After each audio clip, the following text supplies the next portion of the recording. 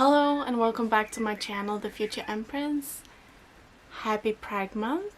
And yeah, I'm back from South Korea. So it's been 6 months since I posted anything, mainly because I've been in South Korea and studying. But today I am back and I am coming to you with my wrap up of the first part of the year. So because I was in South Korea studying for 6 months, I haven't been able to read that much. However, I have 18 books to talk about today, so I'm just gonna get into it. So the first book I read in 2020 was How to Speak Japanese by Cressida Cowell. I listened to the audiobook of this one, as I've been doing for the past 3 other books. I think it's the third one, How to Speak Japanese. It was an amazing audiobooks experience because of the narrator, David Tennant. Love him. And he does it in his own Scottish accent, so that's very good. But I didn't enjoy it as much as I did the past 2 other books. The plot wasn't as exciting and intriguing as the other 3, but that's okay. It was still a solid book to kick off 2020 with, and I gave it 4 out of 5 stars. The next 4 books I read were 4 ebooks, part of the Rifter series by Jin Hale. The first book is called Black Blades, and I gave that one 4 out of 5 stars. The 4th book is called Witch's Blood, and I gave that also 4 out of 5 stars. And then the 5th book is called The Holy Road, and I gave that one 5 out of 5 stars. All the books prior to this book felt like it was only like an introduction to the series, and now the plot really picked up, and I really enjoyed that. And the 6th book is called Broken Fortress, and I also gave that one 5 out of 5 stars. Like I said, the plot picked up. It's just, it is very good now. Like, I'm really enjoying reading these ebooks. They're short, like fairly short of ebooks. It's like reading chapters, so it's like the series feels like book 1 is chapter 1, and then you're just reading a big book but parted. So yeah. And then after that I listened to Me, Elton John by Elton John as an audiobook, and I really loved that one. I watched the movie and I've loved his music, so it was interesting to listen to Taron Egerton narrating, like the one who plays Elton John in the movie. He narrates this audiobook, and it was an amazing experience to be part of, and I just really enjoyed listening to his life experiences and lessons and how honest he is about everything. So I gave that one obviously 5 out of 5 stars as well. And then I read the 7th ebook of the Rifter series by Jin Hale called Enemies and Shadows. I gave that one 5 out of 5 stars as well. The next book I read was The Hand on the Wall by Maureen Johnson. I listened to it as an audiobook, as I've been doing with the past 2 other books. It was a solid ending to the series. I really enjoyed it, and I particularly, I love Truly Devious. I gave that one 5 out of 5 stars, but The Vanishing Stair didn't live up to as much greatness as the first book, and I think that's a common thing with the second book in the series.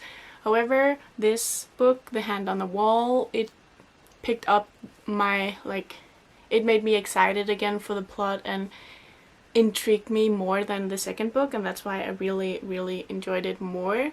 However, there were some bits that I thought is that possible, or would that really happen? However, it was exciting and fun to listen to, so I gave it 4 out of 5 stars and still really enjoyed it. And then the next books I read was the To All the Boys I've Loved Before by Jenny Han series. I read all 3 books back to back. I listened to them on audiobook though. I really enjoyed To All the Boys I've Loved Before. I gave it a 3 out of 5 stars.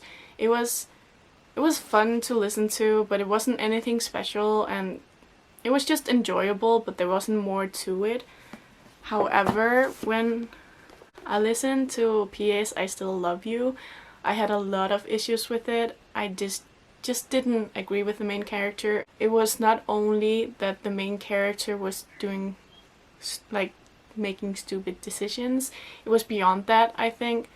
And I really didn't like agree with anything in this book. I thought it was like pointless. It just didn't feel like the first book and made unnecessary drama, per se, if I can say it like that. I gave this one 2 out of 5 stars. However, I read some reviews and they said like that the third book would be better, and so I decided to pick up the audiobook of Always and Forever Laura Jean, and that's true. I gave it a 3 out of 5 stars, and everything I had issues with, like almost everything I had issues with in the second book, resolved itself in the third book. However, I don't like that you have to read the third book for the issues in the second book to get resolved, but I appreciate the character development, and I know it's a contemporary story, so whatever, like what other issues would you have to pick up in the next book in a series? Like, it's a contemporary series, which is rare. But yeah, that is just my opinion, and it might actually be an unpopular opinion since it's actually a beloved series. But I still quite overall enjoyed the series. It's just not something out of the ordinary, special. There's a lot more contemporary out there that I think is better, but it was fun. Let's just say that it was fun. And then because the new book, The Ballad of the Songbirds and Snakes, I think it's called, in the Hunger Games, is coming out, I decided to reread the Hunger Games trilogy, or I don't know if well, it's a trilogy, right? But I read Hunger Games, Catching Fire, Mockingjay by Susan Collins on audiobook. I listened to them all, and I still love the series as much as I did the first time round, and obviously 5 stars. All of them got 5 stars from me. Yeah, there's nothing much to say. I just love this series. And everyone basically knows what the Hunger Games is about. Even though if you haven't read the series, you'll probably watch the movie, so I don't know. And then I went 4 months without picking any books up. I was just busy with school, with friends, with being in Korea and experiencing stuff. So it was not until end of June. It was not until end of June that I picked up another book. And that was the audiobook of Camp Red Moon by R.L. Stine. I was in a horror-ish kind of mood. So, and I had the audiobook from Audible Originals. So I decided to pick that one up. It was what it is. Like, it's a short story collection of horror stories within this camp where supernatural things happen. It was like, I don't know, I gave it 3 out of 5 stars, and it was an enjoyable read. It was what I wanted. However, it didn't do much else. It wasn't that memorable, so that's hence the 3 out of 5 stars. And then, since I was still in a horror mood, I decided to pick up Imaginary Friend by Stefan Chbosky. I think that's how you pronounce the name. I read his first book, The Perks of Being a Wallflower, and it's one of my all-time favorite books. However, I know Imaginary Friends are completely different from what The Perks of Being a Wallflower is, and it is horror. I knew that going in, and I was expecting that. I listened to it on audiobook, and I think that's the right way to go, because I think if you read it physically, you will get bored easily, because I feel like the plot isn't as deep and thorough to warrant such a length of a book. So for me, who's a slow reader, I think reading almost, what is it? I think it's like 700 or 800 pages of basically filler stuff, it would get like more boring. I just feel like it was too long to what it was, and that's why I give it a 3 out of 5 stars. I still really enjoyed it. It was it was the horror that I wanted. However, I would appreciate a bit more horror, but that's why I'm reading it right now. Oh, sorry, I'm talking to my dog. Oh. So all these previous books I read while I was in South Korea. I came home from South Korea 5 days ago and I picked up The Rise of Kyoshi again and finally finished it. I've been reading this since December last year and I was reading it with my friend. We were doing like a book, what is it called? Buddy reading? Oh, we were buddy reading this together. However, we were both busy with life and Corona happened and everything. But I finally finished this and I really loved it.